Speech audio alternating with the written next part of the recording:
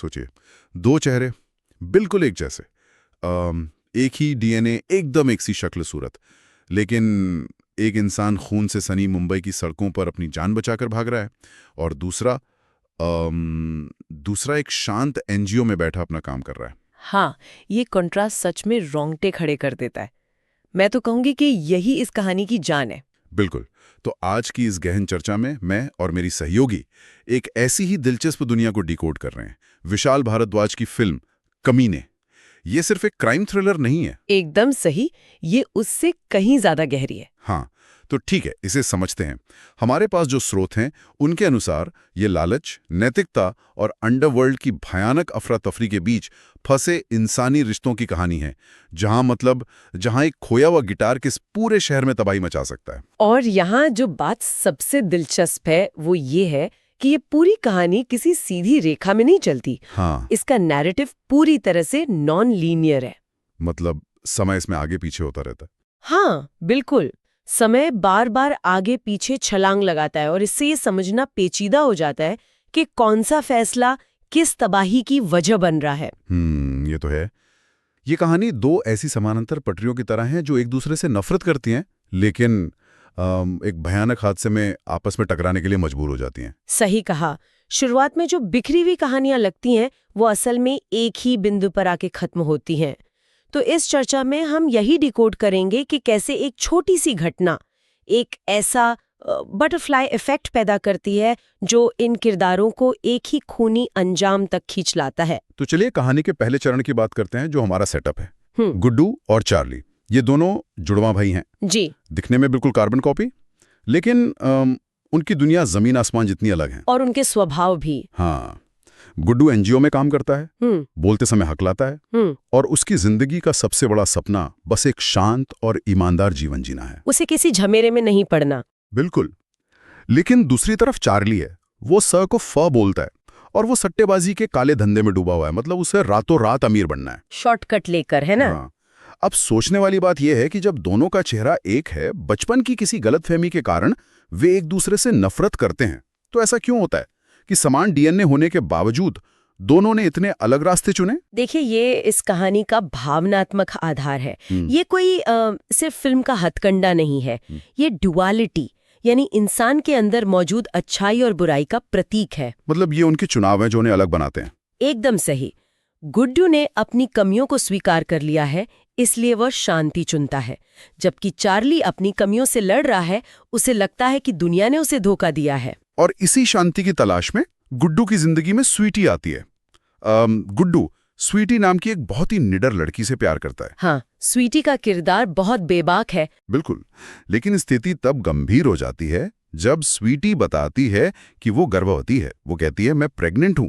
और ये वो पल है जहां गुड्डू की सुरक्षित दुनिया टूट जाती है। पर मुझे यहां एक बात समझ नहीं आती। गुड्डू इतना डरा हुआ और सीधा इंसान है, फिर वो स्वीटी से शादी करने का इतना बड़ा जोखिम क्यों उठाता है? जोखिम कैसा? अरे, ये जानते हुए भी कि स्वीटी का भाई भोपे भाऊ एक बेहद खतरनाक और हिंसक राजनीतिक गैंगस्टर है। मतलब गुड्डू जैसा डरपोक इंसान इतना बड़ा कदम कैसे उठा सकता है? मैं आपकी उलझन समझ रही हूँ। बाहर से देखने पर यह अजीब लगता है, लेकिन असल में यही गुड्डू के चरित्र का विकास है। अच्छा, वो कैसे? वो डरपोक नहीं था, वो सिर्फ पंगों से बचता था। लेकिन यहाँ वो डर के ऊपर अपनी जिम्मेदारी को चुनता है। भले ही इसके लिए उसे भोपे भाव से बुरी तरह पिटना पड़ता है, सड़क पर बेइज्जत होना पड़ता है। हाँ, वो धमकियां भी सह लेता है। बिल्कुल, वो मार सह लेता है क्योंकि उसने तय कर लिया है कि वो जिम्मेदारी उठाएगा। और यही उसकी नियति का टर्निंग पॉइंट है। तो एक तरफ गुड्डू की ये जिम्मेदारी उसे खतरे में डाल रही है, और ठीक उसी समय मतलब शहर के दूसरे हिस्से में चार्ली का लालच एक ऐसे तूफान को जन्म दे रहा है जो इन दोनों भाइयों की दुनिया को टकराने वाला है। और यहीं से तबाही का वो दूसरा चरण शुरू होता है। यहाँ बात सच में दिलचस्प हो जाती है। कल्पना कीजिए, रात का अंधेरा है, तेज बारिश हो रही है, और भ्रष्ट पुलिस वालों और अंतर्राष्ट्रीय तस्करों के बीच करोड़ों की कोकीन की डील चल रही है। वो भी एक गिटार केस में बंद। हाँ, एक गिटार केस। अचानक गोलियां चलती हैं, धोखा होता है, और अफरा तफरी में वो गिटार केस गायब हो जाता है। और किस्मत देखिए, वो केस किसे मिलता है? चार्ली को। और जब वो उसे खोलता है और कोकीन देखता है तो उसकी आंखों में एक अलग ही चमक आ जाती है। उसके दिमाग में बस एक ही बात चलती है, ये माल बराबर करोड़ रुपए। और ये तो ऐसा है जैसे किसी सड़क किनारे चलने वाले इंसान को अचानक किसी शेर के पिंजरे की चाबी मिल जाए और वो सोचने लगे कि वो जंगल का राजा बन गया है। बहुत ही सटीक उपमा दी आपने। उसे लगता है कि ये चाबी उसे ताकत दे रही है, पर असल में वो उसे शेर के मुंह में धकेल रही है। बिल्कुल, उसकी ये शॉर्टकट मानसिकता ही उसकी सबसे बड़ी गलती साबित होती है। अगर हम इसे बड़े परिप्रेक्ष्य से जोड़ें तो चार्ली का ये लालच केवल उसका जीवन खतरे में नहीं डालता, ये एक बटरफ्लाई इफेक्ट पैदा करता है। हाँ, क्योंकि जिनका वो माल था वो तो शांत नहीं बैठेंगे। एकदम नहीं। अब ड्रग माफिया, भ्रष्ट पुलिस और स्थानीय गुंडे सब के सब उस गिटार केस की तलाश में पागलों की तरह निकल पड़ते हैं। और अंडरवर्ल्ड में तो कोई किसी पर भरोसा नहीं करता। बिल्कुल, यहाँ हर मोड़ पर धोखा है। चार्ली जब उसे बेचने जाता है तो खरीदार उसे धोखा देते हैं। और यहीं से कहानी तीसरे चरण में प्रवेश करती है, गलत पहचान और अफरा तफरी का जाल। क्योंकि अब दो समानांतर संकट आपस में टकराने वाले हैं। और ये टकराव बहुत ही डार्क और मजेदार है। हाँ, एक तरफ स्वीटी अपने भाई भोपे भाऊ के पास से भाग जाती है और गुड्डू स्वीटी छुपकर शादी कर लेते हैं।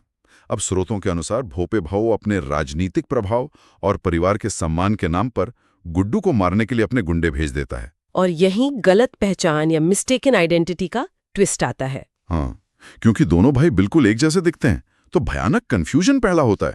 लोग गुड्डू को चार्ली समझकर उस पर हमला कर देते हैं, जो कि अपनी पत्नी को लेके बस भाग रहा है। हाँ, बेचारा गुड्डू को समझ ही नहीं आता कि पूरी दुनिया उसकी जान के पीछे क्यों पड़ी है। और उधर भोपे भाऊ के गुंडे चार्ली को गुड्डू समझ लेते हैं। इससे एक महत्वपूर्ण सवाल उठता है। क्या सवाल? यही कि क्या इंसान सिर्फ अपने कर्मों की सजा भुगतता है या फिर नियति उसे उन गलतियों की सजा भी दे सकती है जो उसने कभी की ही नहीं। ओह, ये बात कही आपने।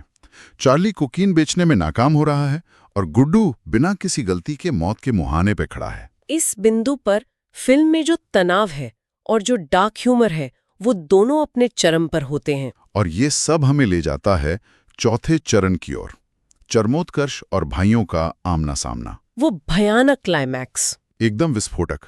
सभी किरदार, Charlie, Guddu, Sweety, drug mafia, भ्रष्ट पुलिस अधिकारी और भोपे भाऊ सब एक ही जगह पर पहुंच जाते हैं। और फिर चारों तरफ सिर्फ गोलियां चलने लगती हैं। हाँ, गन्स ब्लेजिंग। इस भीषण खून खराबे में भ्रष्ट पुलिस वाले और गुंडे मारे जाते हैं और मुख्य खलनायक भोपे भाऊ की भी मौत हो जाती है, जो कि अपनी सत्ता के अहंकार में था। तो इसका मतलब क्या है? इतनी गोलियों और मौतों के बीच असली कहानी है वो पल जब सालों की नफरत के बाद गुड्डू और चार्ली आखिरकार एक दूसरे के आमने सामने खड़े होते हैं। बिल्कुल, गोलियों की आवाज के बाद की वो शांति। हाँ, वो शांति इस कहानी का असली भावनात्मक भुगतान है, मतलब इमोशनल पे ऑफ। मैं बता रही हूँ, इस अफरा तफरी के बाद उन करोड़ों की कोकीन का कोई मतलब नहीं रह जाता। वो कचरे की तरह पड़ी होती है। तो फिर क्या मायने रखता है? सिर्फ अस्तित्व, सर्वाइवल। गुड्डू एक बार फिर शांति और प्यार को चुनता है, जबकि मौत को इतने करीब से देखने के बाद चार्ली बदल जाता है। उसे समझ आ जाता है कि उसके लालच ने लगभग उसकी जान ले ली थी। हाँ, वो अंदर तक बदल जाता है। तो अगर हम इस चर्चा को समेटें तो हमारे स्रोतों से कुछ मुख्य सीख मिलती हैं। अपराध हमेशा विनाश की ओर ले जाता है। ये तो तय है। लालच इंसान को खत्म कर सकता है, जबकि प्यार और जिम्मेदारी जीवन में स्थिरता लाते हैं। और सबसे अहम बात, नियति इतनी ताकतवर है कि वह टूटे हुए रिश्तों को भी वापस जोड़ सकती है। और श्रोताओं के नजरिए से देखें तो हम सबके जीवन में कभी ना कभी कोई गिटार केस आता है। मतलब कोई प्रलोभन या लोभ। बिल्कुल, कोई शॉर्टकट। असली चुनौती ये है कि क्या हम चार्ली की तरह उस लालच में फंसते हैं या गुड्डू की तरह अपनी जिम्मेदारियों का सामना करते हैं। एकदम सही। और विदा लेने से पहले मैं एक नया विचार छोड़ना चाहता हूँ।